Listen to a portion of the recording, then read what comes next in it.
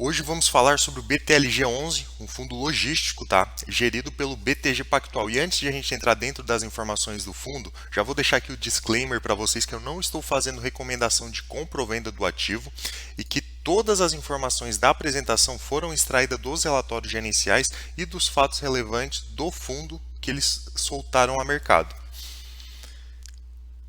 Bom, o patrimônio líquido do fundo atualmente é de 1,5 bilhão de reais e o valor patrimonial por cota é de R$ 99,03. O preço dele no fechamento do último dia útil de fevereiro estava de R$ 103 reais. Então, sim, o fundo hoje ele é negociado com ágio a mercado. A taxa de administração e gestão é de 0,95% sobre o valor de mercado. Eu, particularmente, acho interessante taxas sobre o valor de mercado, que as taxas de administração e gestão, né, sobre o valor de mercado, porque é de interesse do fundo fazer com que o preço a mercado do fundo suba, exatamente porque quanto mais subir, vai ser tão bom pro cotista e vai ser bom também pro gestor, porque os dois vão ganhar. Um na valorização da cota, que no caso é o cotista, e o outro vai ganhar mais com a taxa, porque quanto maior fica o preço, mais ele vai ganhar na taxa de administração. E antes de a gente entrar e explicar exclusivamente como que é o fundo hoje, né, a gente precisa voltar uns 2 anos e entender como que era o fundo lá atrás. Bom, o fundo nem sempre foi gerido pelo BTG. Ele antigamente era gerido pela gestão da TRX. E o fundo tinha o ticker TRXL, né, e depois que passou a ser BTLG11. E antes da gestão do BTG, quando na época da TRX, o fundo tinha foco sim também industrial, ou seja, 42% do patrimônio aí do fundo, dos ativos, eram industriais, enquanto 55% eram logísticos.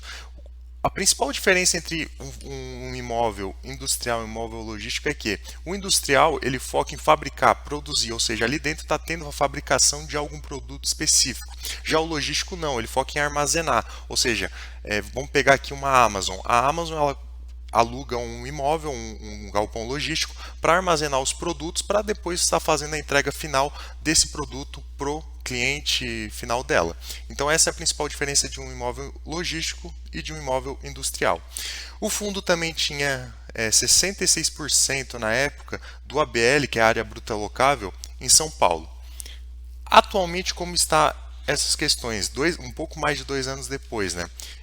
O fundo tem 67% do perfil dos ativos, né, logístico, ou seja, já aumentou muito em relação ao que era 2 anos atrás, que estava em 55%, e essa parte que está em desenvolvimento também é logística, ou seja, se a gente soma os dois, dá pouco mais de 90%. Então, sim, o fundo está cumprindo com o que eles disseram, que até o próprio BTLG comentou, né, a gestão do BTLG comentou, que eles querem ser um fundo logístico, e é isso que eles estão fazendo no mercado, e por esse motivo, esses 90% faz sentido a gente ver que pode ser que futuramente até fique 100% dos ativos aí totalmente logístico dentro do portfólio. E a localização de 94% da área bruta locável e se encontra em São Paulo. Lembra que antigamente era 66%, agora já estamos em 94%. Isso também faz parte da estratégia do fundo, porque eles mesmos comentaram que 10% do PIB brasileiro está onde? Na cidade de São Paulo. E por estar na cidade de São Paulo, onde a economia está crescendo bastante, é onde predominantemente tendem a ter demandas maiores de imóveis logísticos. Vamos pensar que 10% do PIB hoje fica na cidade de São Paulo, né? E que tem, por exemplo, vários players, como por exemplo Mercado Livre, Magazine Luiza, Ambev, que querem alugar esses imóveis especificamente para estar perto do público consumidor. Então, o que acontece? Vai ter uma demanda grande, consequentemente, os imóveis que são próximos e bem localizados ali na cidade, ou perto da cidade, tendem a se valorizar e os aluguéis também tendem a se valorizar acima também da inflação. E cumprindo com essa estratégia de querer ter um portfólio voltado ao setor logístico, a gente consegue ver que eles fizeram recentemente a venda de 4 ativos, e esses 4 ativos não estava de acordo com o que o fundo queria, não estava dentro do segmento de atuação que o fundo queria. E nessa proporção, mesmo eles vendendo esses ativos para fazer a reciclagem dentro do portfólio, eles ainda conseguiram um lucro de 63 milhões em cima dessa transação, o que deu um lucro por cota de R$ 4,88. Então, que nem a gente comentou, eles estão sim cumprindo a estratégia deles de diminuir essa exposição em industrial. Eles lá em 2019 tinham 31%, encerraram 2019 com 31% em industrial, e após a venda desses 4 ativos eles vão ficar com só 3% dos imóveis indexado ao setor industrial. Além de ter esse ganho de 60% de capital, que possivelmente vai ser distribuído aí para os investidores nos próximos meses e nos próximos anos também. Bom, recentemente eles fizeram uma aquisição de um imóvel em Mauá, São Paulo. E essa aquisição é de um imóvel logístico, né, que tem 2 galpões, que são esses daqui que a gente está vendo aqui na imagem, o A e o B. Bom, é um imóvel que está no raio 15 de quilômetro da cidade de São Paulo, ou seja, bem próximo da cidade de São Paulo, cumprindo também a questão da estratégia, onde eles querem estar perto da cidade, exatamente por ter uma economia forte e avançada, querendo ou não, visando também um aumento da demanda por esses imóveis lá na frente. Como eu comentei ali para vocês, e eles trazem isso nos relatórios gerenciais, o fundo ele tem hoje, né, imóveis bem próximo aqui da cidade de São Paulo. Como a gente pode ver, tem 2 aqui que a gente está vendo que estão em desinvestimento, que estão um pouco mais afastados aqui no quilômetro 80 de São Paulo, que não faz parte da estratégia deles e que também são imóveis industriais. Então eles estão fazendo essa reciclagem desse portfólio, tirando esses imóveis para entregar para os cotistas e os investidores aquilo que eles vêm falando e vêm cumprindo. Hoje, 48% dos imóveis que estão localizados em São Paulo, né, eles se encontram no quilômetro 30. Então são bem perto mesmo da cidade de São Paulo, e como o próprio fundo diz, por ter demandas maiores, a tendência de ter uma vacância ali é muito baixa, a tendência de valorização do imóvel é grande, e a tendência de valorização do aluguel também vem nessa mesma proporção. Bom, dentro dos contratos de aluguéis, né, 63% tem revisionais atrelada a IPCA e 37% revisionais atrelada a IGPM. E os inquilinos que tem dentro do fundo, a gente vê que 26% são do setor de logística, 15% são de alimentos e bebidas. Esses 23% aqui é a parte que está sendo desenvolvida, tá? Ou seja, que não está pronta ainda dentro do fundo, de algum imóvel que não está pronto dentro do fundo. E 17% referente a e-commerce. E esses restantes aqui são percentuais menores. Tipologia dos contratos. A gente vê que 45% atípico e 55% típico. Basicamente metade para cada tipo de contrato dentro do BTLG. Aqui o perfil dos ativos a gente já comentou. E algo muito interessante de a gente ver aqui é o tipo de multa, né? Caso algum inquilino queira sair de dentro de algum imóvel do fundo. A gente vê que 45% é saldo remanescente. Como assim saldo remanescente? Significa que, digamos que tem um inquilino que tem contrato até 2025 e ele queira sair hoje, em 2022. Ele vai ter que pagar todo o saldo dos aluguéis até 2025, referente ao período que ele iria ficar pro fundo se ele sair hoje. Sim, ele vai ter que continuar pagando o aluguel. E pior ainda, ele vai ter que pagar esse valor à vista, dependendo aí do tipo de negociação. O restante aqui daí aparece, né, de 13 a 18 aluguéis, de 4 a 12 aluguéis e 3 aluguéis. Aqui ó, a gente vê que o fundo está com uma ocupação de 98%, ou seja, tem 2% de vacância, 2% ainda de alguma parte de algum imóvel que está vago. E algo muito interessante de a gente comentar aqui é que a média dos contratos é de 4,8 anos, ou seja, quase 5 anos.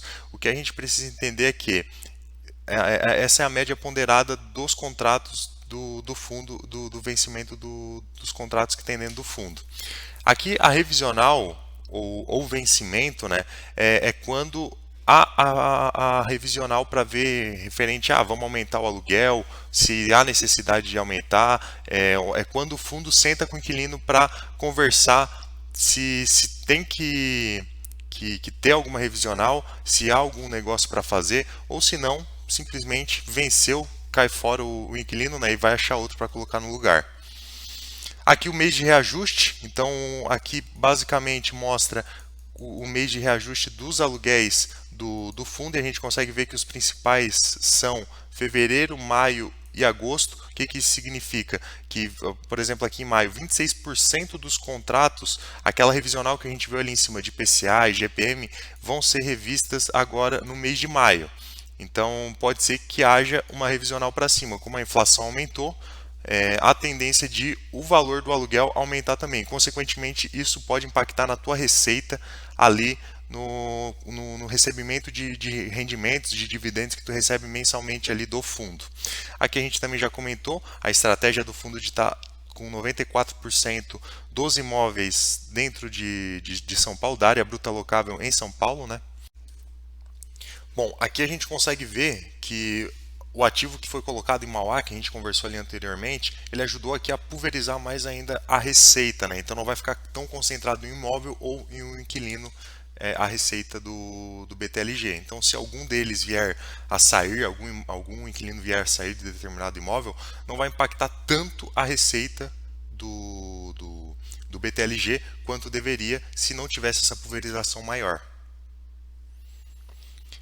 Aqui comentando para vocês sobre a nova emissão do BTLG 11, o que acontece? O fundo está fazendo essa emissão e alguns pontos interessantes de a gente comentar.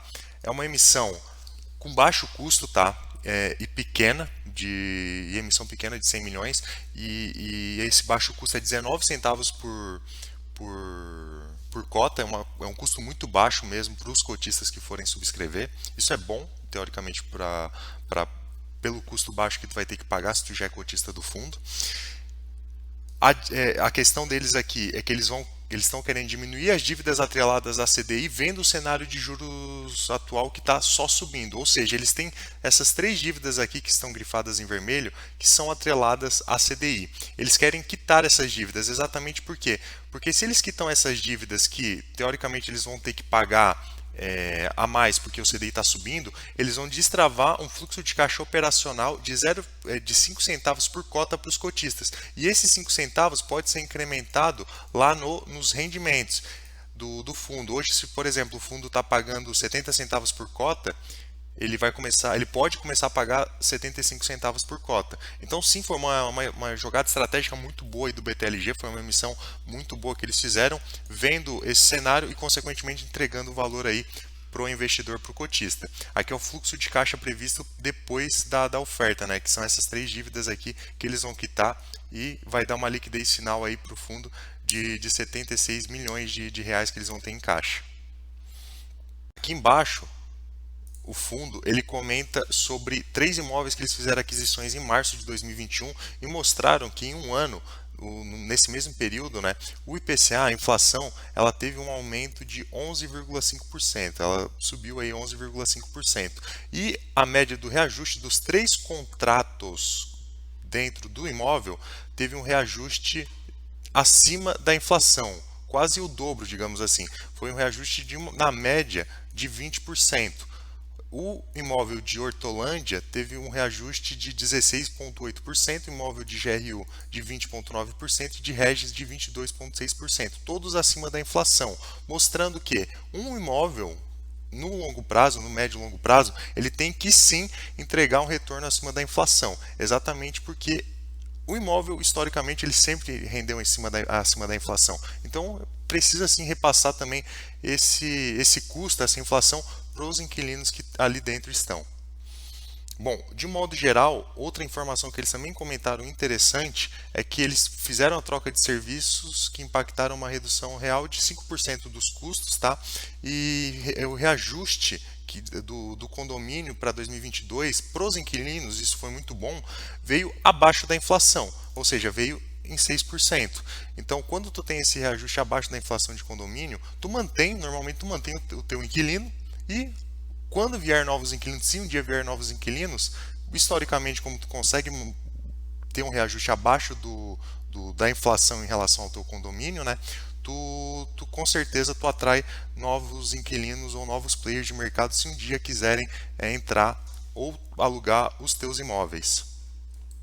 E de modo geral era isso que a gente tinha para comentar hoje sobre o BTLG11. Qualquer novidade, a gente vai trazer novos vídeos aí para estar passando para vocês sobre o fundo.